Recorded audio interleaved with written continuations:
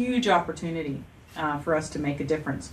So we're going to talk about the school-age child and the role of nutrition education in the family and on emerging health literacy. So what happens when we provide nutrition education for the family, and what does that do in terms of moving the child and the family along on the health literacy pathway? So for those of you who haven't participated before, it's *# to unmute yourself or mute yourself. So if you're having your breakfast burrito and your cup of coffee, it's a good idea to mute. And then if you want to ask a question, just unmute yourself, same sequence, *#. Don't put your phone on hold, because then we get your elevator music. And for those of you who come on a little bit later, we'll certainly ask you to do roll call so we can get your attendance recorded. I have nothing to disclose other than the thing that I have to say, every time I facilitate or present at one of these sessions, is that I'm a pediatric dietitian and I have lots and lots of experience in lots of different areas. But what you're listening to is how the data and how the information and how the topic gets run through my brain. So as a result of that, it is still my opinion. And so that's why I want to make sure that we have an open discussion about how we might use the information. So my role here as a facilitator is not to give you all the information, but to help you think about the topic. So for those of you who are and would be considering presenting patients, we get reimbursement for patient consultations, case consultations from both Molina and Blue Cross Blue Shield. We don't have any patients this morning, but Kirsten Watts out there, your current practice sees patients in both these arenas. So I really encourage you to think about how you might utilize that for your practice. Because one of the things that will happen is this will be a revenue generating not only for your practice, but also it shows to Molina and Blue Cross Blue Shield that a service they're willing to pay for is being used, and as a result, kids are getting better care. All right, so let's start out the discussion. So these are the things I want you to think about, and potentially maybe after having given you a little bit of data, we can actually answer these questions and come up with some strategies. So how does the feeding and eating environment impact overall health of a child and the child's family? And as nutrition providers, we probably have our own thoughts about these things, but keeping that in mind. And then how might nutrition education, provided in the context of the home environment, impact health literacy? When we talk about the home environment, we're not saying necessarily you have to do a home visit, but context in the home environment in the fact that we're including the family in our intervention. Okay, so the first thing that we need to do is we need to define health literacy. And again, I found it pretty interesting as I was looking through the library and Google Scholar and some other journals, what really is the definition that everybody's working from. But basically, it's the capacity to understand and use health information to meet individual and family needs. And that sounds pretty simple, except health literacy includes access to the healthcare system, access to health information, communication with healthcare providers, and navigating the healthcare system. So if you tear apart health literacy, those of us who work in healthcare, especially for children and families, could actually address health literacy in any one of these points. And I'm sure we could come up with a longer list, but those are the main points. So the other thing that I wanted to really bring out is, the did you know, and anybody who, I'm trying to think, if you Google did you know, sometimes you get a little YouTube spot that has some kind of funky music, and it goes through this sort of litany of the changes in the world, technology, the number of children being born, and they update that about every 5 or 6 years. I haven't looked recently, but that's where that did you know thing come from. But it's pretty eye-opening, and this was similar as I was digging through these things. One is that there's a thought that potentially we could address and reduce health disparities by addressing health literacy, and that may be one of the largest components of health disparity is actually the literacy piece. And the other thing I need to say here is literacy, if you start just looking for it, you're going to get a lot about language use. In other words, can someone read and write, or is English their first language, or Spanish their first language, or some Asian language? And what I'm going to try to do is help move us away from that definition, though it's certainly part of it, and look at health literacy as being able to use the information as presented on the first slide. But 36% of the adult population are unable to perform basic child preventive health tasks. So this is a component of health literacy. In other words, using health information. They can't use an immunization schedule. They can't follow recommendations from a health brochure, and they don't know how to interpret a growth chart. Now you may think, wow, this is a real big failure of our education system. Think about those of you who are working with physician providers or family practice providers. We have one whole part of our quality improvement work here at Envision focused on pediatric overweight. And the first phase of that work is really to help providers learn how to use a growth chart. These are people who have been through medical school, and they've been through a residency program, and they may have been through a fellowship program. But we're still helping them learn how to use a tool, the growth chart, to give them a piece of information that they may not have considered before. And I'm not saying that they don't understand what a growth chart is, but in the sense of looking at it for identifying risk in kids that are potentially overweight and obese, that's a new skill set. And so we are contributing to their health literacy, even though they're at the top of the health literacy heap, as we would think. 1 in 10 adults aged 16 to 64 years cannot complete health literacy tasks such as using a dosage chart for over-the-counter medications. In other words, you pull out that little insert and you read all that tiny print. First of all, do you know how much your child weighs? And are you able to convert that into something that's measurable? And this is exacerbated when assumptions about spoken and written language impact the use of medication. So there's a number of studies that I put on the reference list for you to look at. This particular one looked at a very simple medication using ferrous sulfate as a treatment for childhood iron deficiency anemia. And it was, they got a group of pharmacists to agree to this, and the pharmacies to agree, and families to agree. And for people who spoke Spanish, and people who spoke English, they were given the bottle, which had the label automatically printed in English, and they were given an information sheet that went along with that was translated into Spanish. But what they found that even in that situation, there was a marked inability of either group to actually use any one of those tools.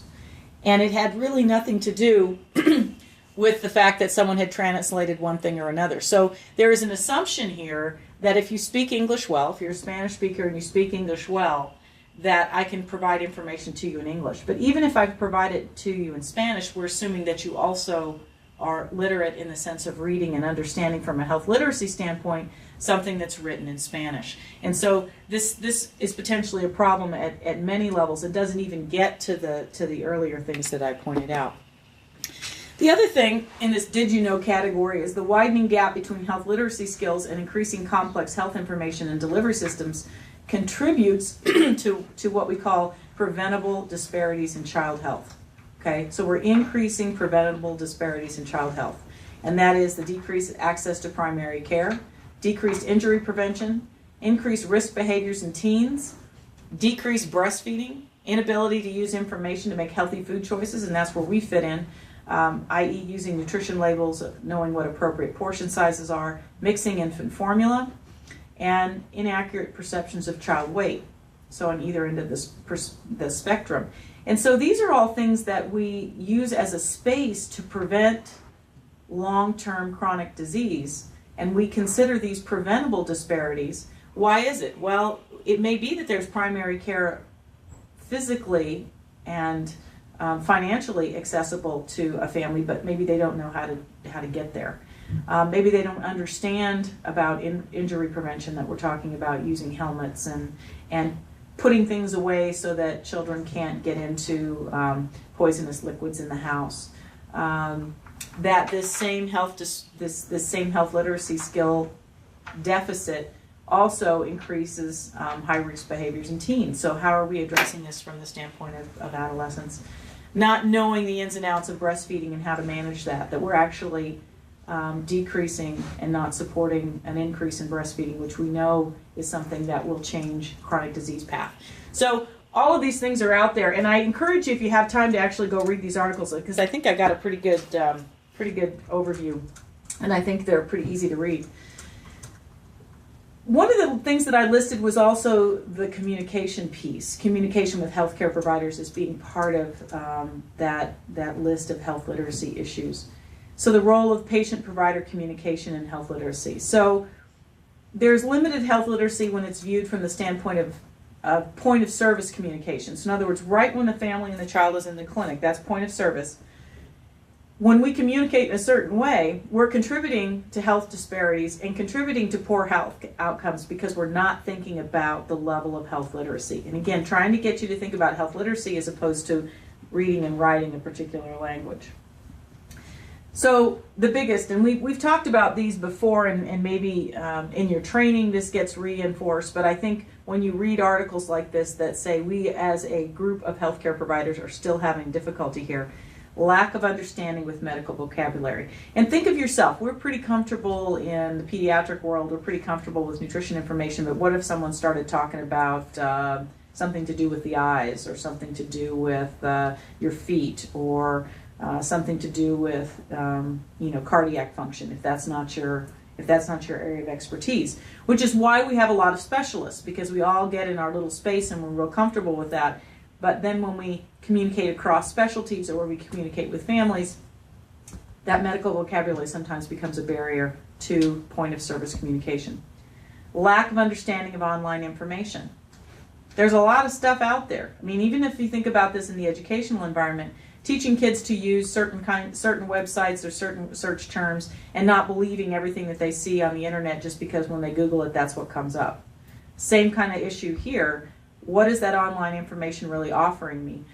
I taught a graduate class 2 consecutive Mondays, so this Monday and the Monday before, and the one that the topic we addressed on Monday the 28th was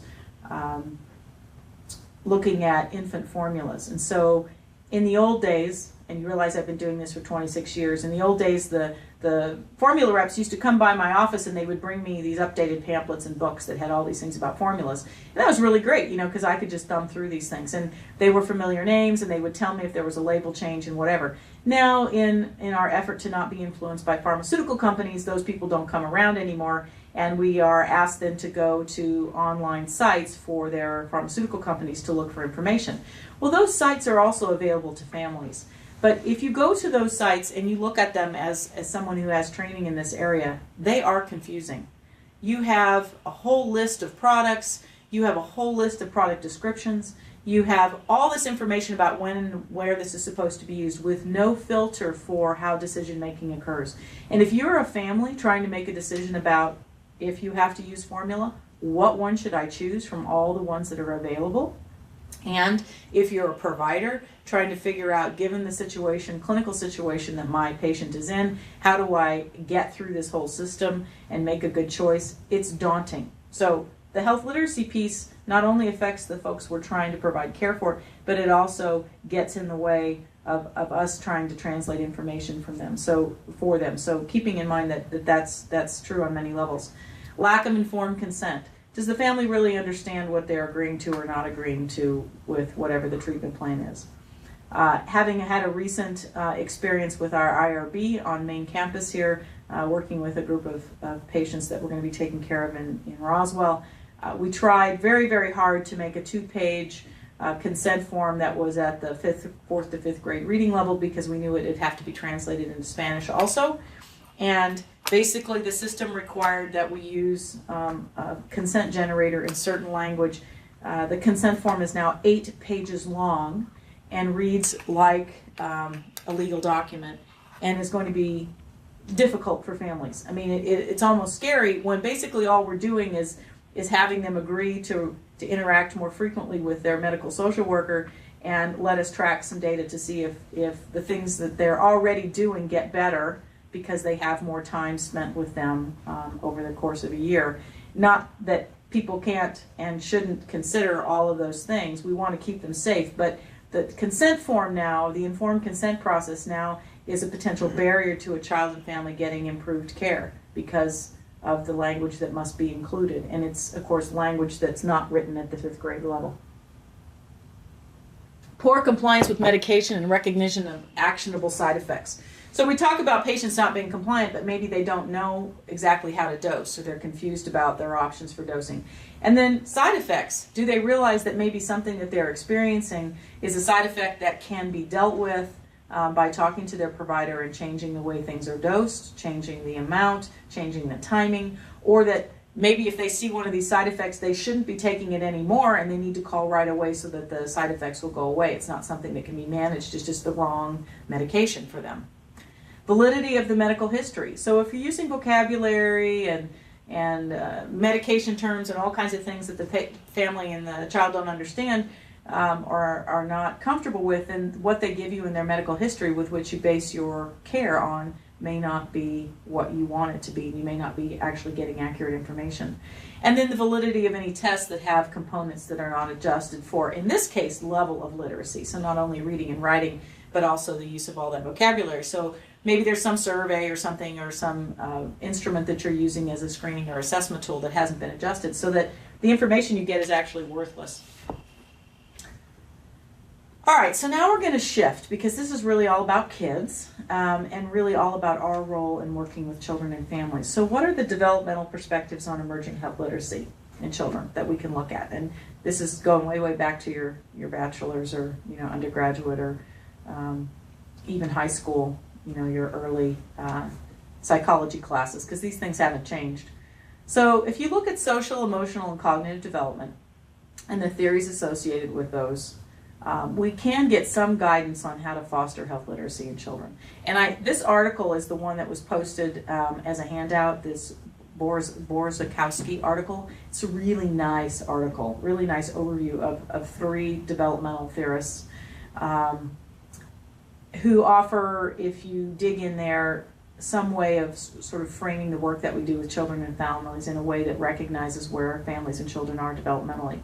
So Paulo Freire, who's a Brazilian, defines literacy as not only reading, but also reading the word as it's printed on a page, but also reading the world. In other words, having some capacity for dealing with situations and recognizing situations that present barriers, and that because we've learned, we're literate in the space that we're living, we know how to apply strategies to overcome those barriers.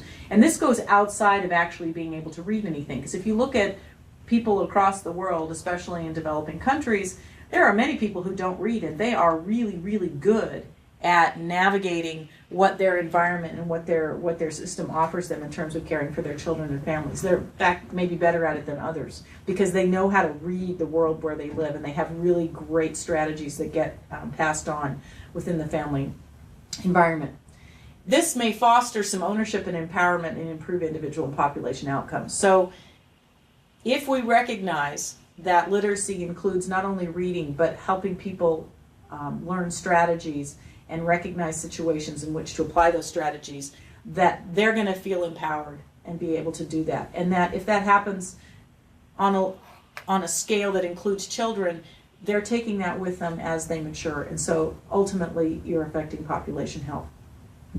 Partnerships between children and adults in the home and community also foster this understanding because, again, we're giving in that community and home environment, we're helping them recognize those situations, and we're helping them apply strategies and support outcomes that come from using those strategies. Piaget is one that we think of a lot in the educational environment, but really his theories and his way of looking at the world really offer an explanation about how knowledge evolves as children grow. And that at different stages we know how to do different things. Now, if you read this in the very cut and dried, it looks very linear, but one of the things to keep in mind is that we go back and forth in all these stages of social, cognitive, and emotional development depending on whether something is new to us. So if it's new to us, we're going to back up a couple of stages and approach it as a younger child would do in terms of our skill acquisition. So keeping in mind that just because you have a college degree doesn't mean that you're not going to have to back up and look at something in a very concrete way in which a very young child might. And that's important for us as we're working with families. Even somebody who's highly educated in corporate academia may or may not understand some of these things. When we're talking about health literacy, we got to back it way up.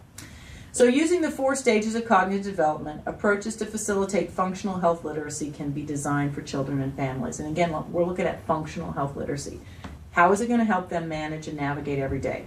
So using language and visual representations, together or separately, depending on what's best for the family. Using the child's descriptions of language. So if the child knows how to describe what's going on with them, using that repeatedly with them, because it means that they understand what you're trying to communicate to them. Partner with adults in the child's life to develop health literacy within the social and cultural norms of her community. So again, using the child's descriptions, using the family's descriptions, including the adults in that whole process. This is what we're talking about, patient-centered and family-centered care. So it's a very nice mesh with other things that are happening in the healthcare environment. So we're going to support learning where children and adults are. Vygotsky was a Russian, and his characterization of cognitive and social development really was about how that occurs most successfully in social and cooperative settings, so the family and the community. And vicarious learning is a term that comes out of his theories, where an example in the kitchen is that if a younger sibling reaches into the oven and wants a cookie and touches the hot cookie sheet in the oven, the other sibling who sees that the one sibling burns their fingers on that hot plate or that hot cooking sheet won't touch it. They learned that already. I don't need to burn my own fingers to know that's hot. I just watch somebody else do it. That's vicarious learning. So that can happen in a really successful way. So even if a family member or a child is dealing with a particular situation, the rest of the family is being exposed to that learning, and hopefully, again, in that community setting, that family and community or cooperative setting, you're fostering development of health literacy. So one of the things that we need to do is, what is the child's health literacy within the context of the family? So a dynamic assessment. What does that child already know how to do? So if you're dealing, say for example, with a young child with diabetes, what's that child's ability to self-manage? Can they do their own finger sticks with help? Great, then we should let them do that every single time. And let them write in the book so that they're writing out their blood sugars. And again, now we have a lot of technology. People are like, well, it's all going to be stored in the little meter, and so we can just download it. But keeping in mind that some families don't have computers that allow that to happen and don't have printers that allow that to happen, and that there's some value in early on in skill development. Let's go to the really basic piece, which is I want you to check your blood sugar, but I also want you to write it down, and I want you to discuss with your caregiver what that means for you in that moment.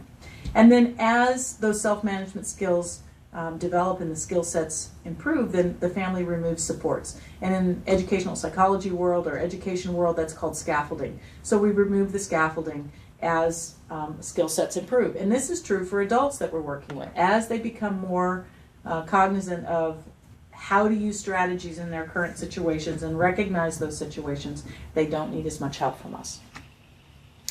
So how do we start? Well, first of all, we slow down and we assess needs.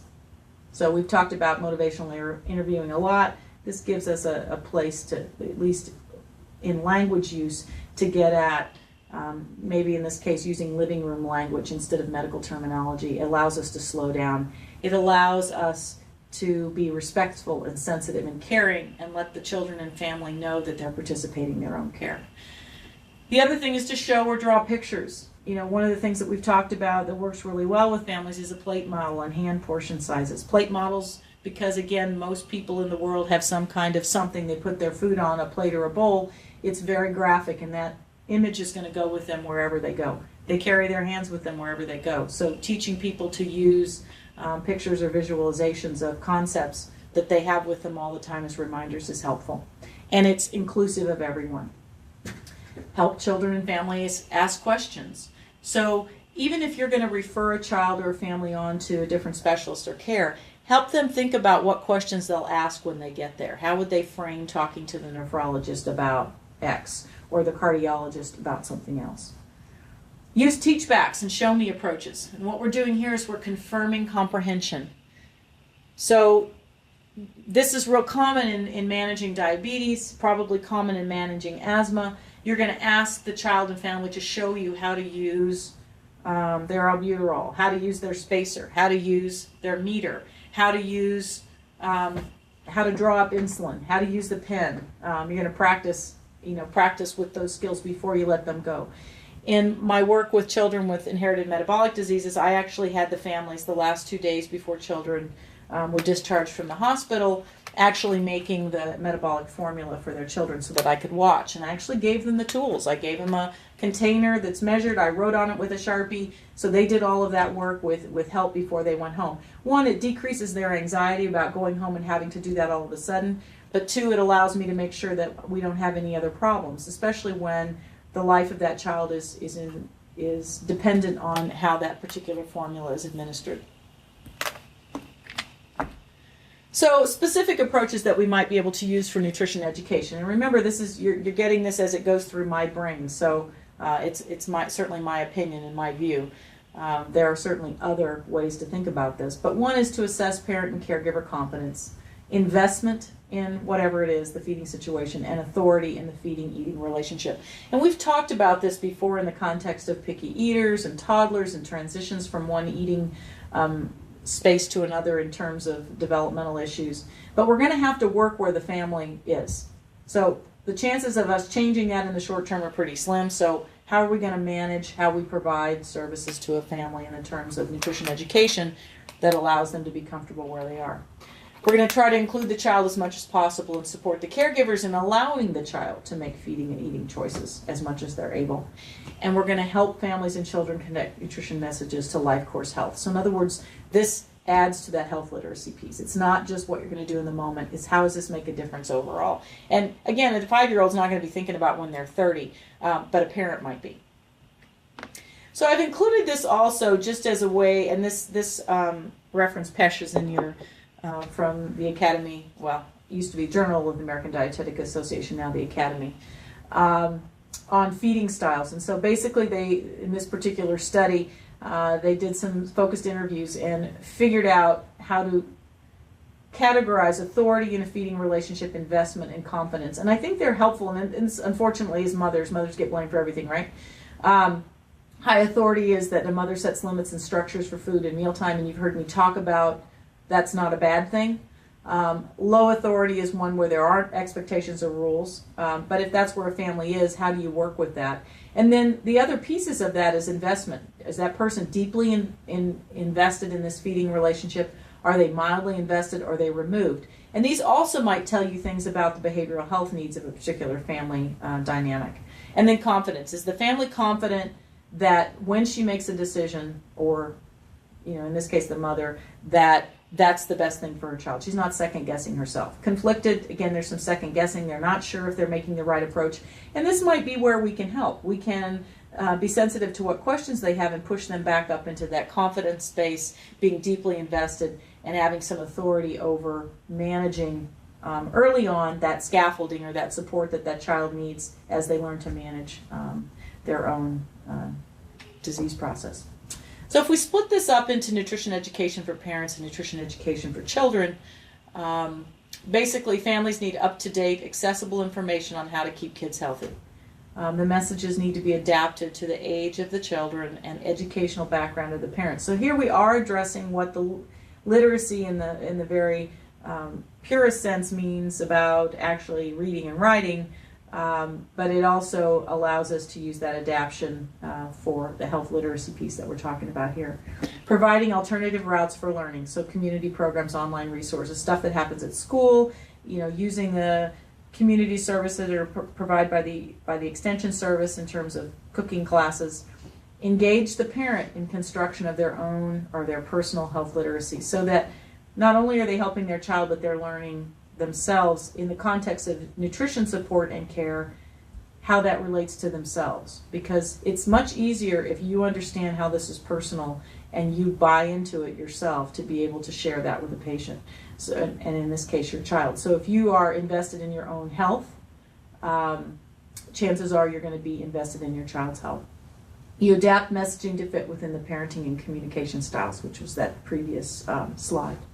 So for the child, again, looking at where they are age-wise and development-wise, and this also incorporates that developmentally appropriate piece. If we're working for children and families with special health care needs, we're going to adapt what it is based on developmentally where that child is, not what their chronological age is. So again, that assessment of where they're starting from.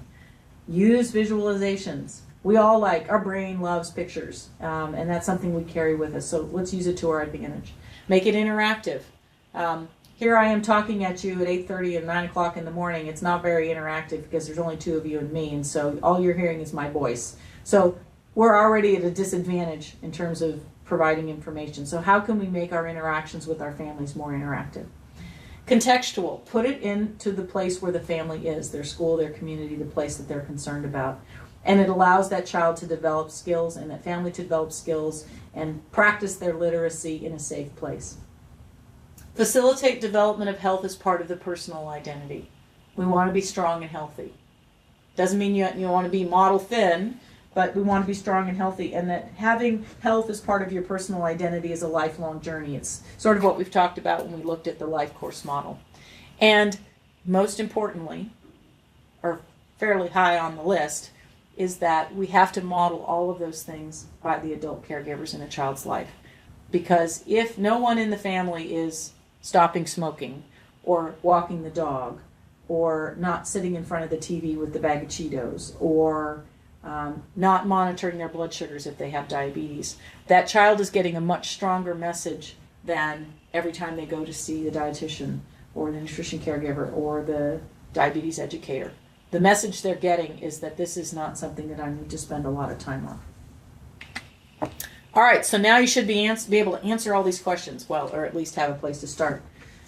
So how does feeding and eating environment impact overall health of a child? Well, that's why we're in this business. How might nutrition education provided in the context of the home environment impact health literacy? So this is where you guys get to talk or ask questions, and I get to stop talking. So *# to unmute yourselves, or to wake yourself up in this case if I've bored you to tears.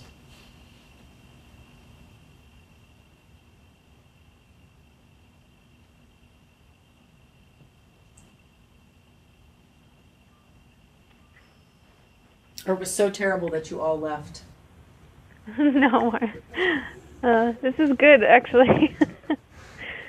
But I just can't think of any questions I have. I'm sure I'll have some later. I actually have a whole bunch of articles that I want to read that talk about family teaching and using the clinic room as a classroom, etc., for family teaching. And I wish I had read them before, but they're kind of what you're talking about, instead of just being talked at, instead of just talking to your patients. How do you use your clinic time and actually teach them and their families? Right, yeah. So it may be interesting if you read that and you get some experience and you try that in the spring. I'll get you to come back and give us the 20 minutes of your experience on how these two things sort of fit together. And then as we think about, you and I have talked about this before, but if we think about what's out there in the literature, there's not a lot, I can tell you after having prepared for this thing. How is it that maybe using your clinic as a classroom changes health literacy? Looks like some research there to me that needs to be done. Yeah, these handouts I have, it was like a whole set of a series in Journal of Pediatrics, I think, and it was mainly geared towards adolescents. So when I'll read it, I'll let you know. I know, like, when I'm with really little kids and stuff, we draw on blank pieces of paper, a plate, and we talk about putting different food on it, and then they tell me what they want to put in certain areas, and it does actually get them involved, as opposed to if I just talk at the parent, the kid's running around not paying attention. And I think I think the thing to keep in mind too is that maybe what you weren't thinking about was that the parent doesn't know how to approach that either, and so by approaching the child, you've given the parent the permission to also be the same place developmentally in terms of what they know. Right. In terms of health literacy around using a plate model or portion sizes or reading food labels or whatever. So by including the child, you have by association included the parent and given them permission to be in that space. Because parents like cutting and gluing too. I know, it's true.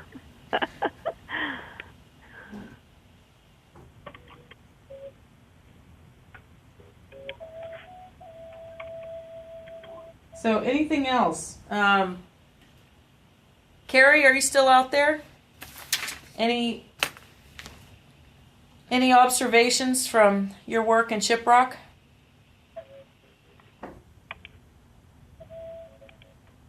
I think that's hold music. Yeah. Yeah, we've got a little bit of Native American flute going on there. It's kind of nice.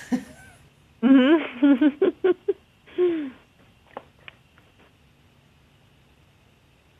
Alrighty, well, I won't torture you guys with any more observations this morning, but I think it's really a cool space for us to think about maybe getting some more information and seeing if we make changes. I mean, so we sort of think about it on a global level, but if you think about it in the context of one family, does that kind of work? If we sort of structure nutrition education, how does it contribute to other things the family knows how to do for themselves in terms of the healthcare environment? And I'm really intrigued by the idea that health literacy might be our biggest barrier to overcoming health disparities. That it's not just poverty. We know that's linked, but maybe the thing that we're really not paying attention to is the health literacy piece.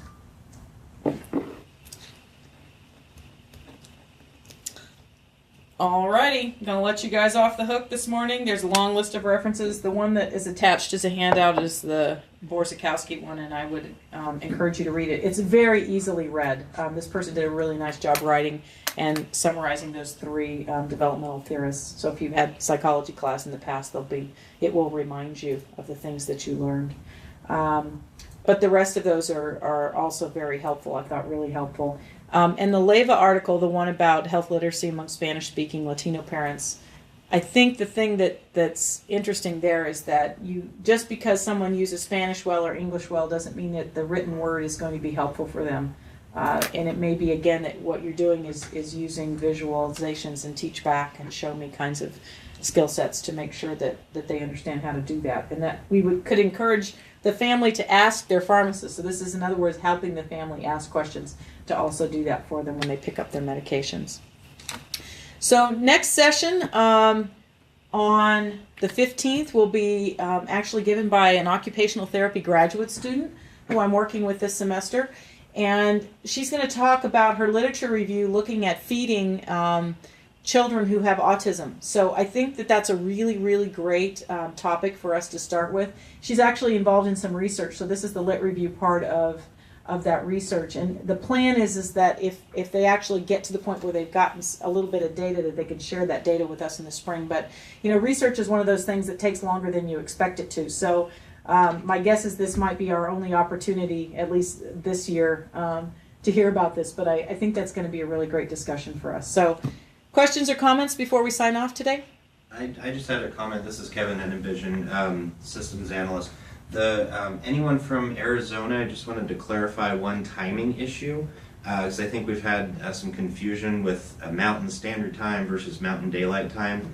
Here in New Mexico, we do Daylight Savings Time over the summer, and this weekend we're switching back over to Mountain Standard Time. So anyone in Arizona who might have been having some confusion about when to join, we'll be on your time again starting next week. So 8:30 is actually 8:30.